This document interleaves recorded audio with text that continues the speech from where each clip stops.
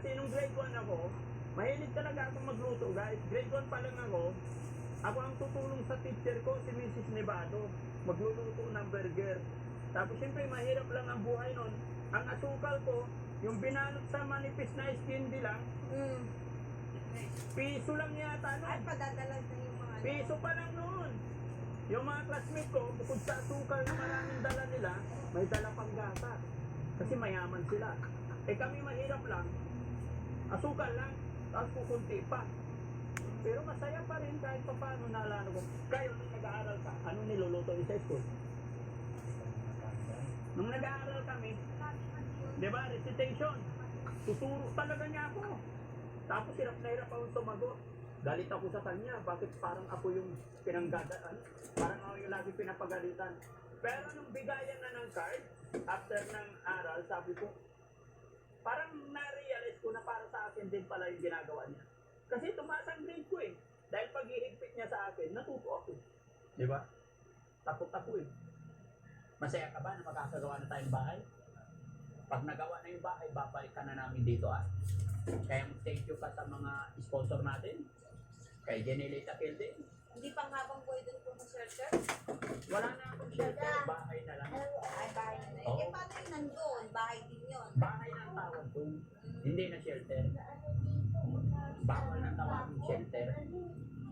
Oo, bawal. Pero tuloy pa rin tayo sa pagtulong dahil ng ating sinabi mga kababayan.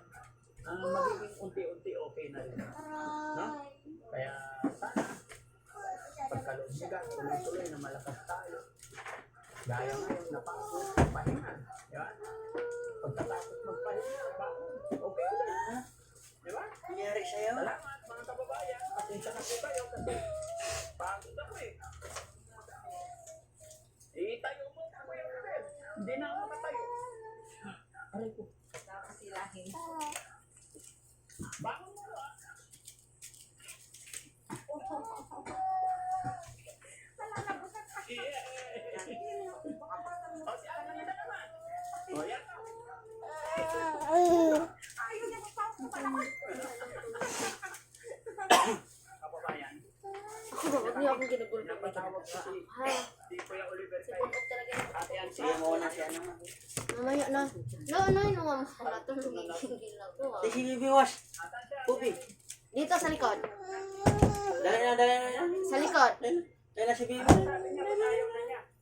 Dali na si Pupi, dali. Ha? Ano sabi niya? No. Dali na si Bibi Pupi, dali. Ano Dali tayo? na. Ha? Bibi Pupi. Ang sabi niya dito muna dyan.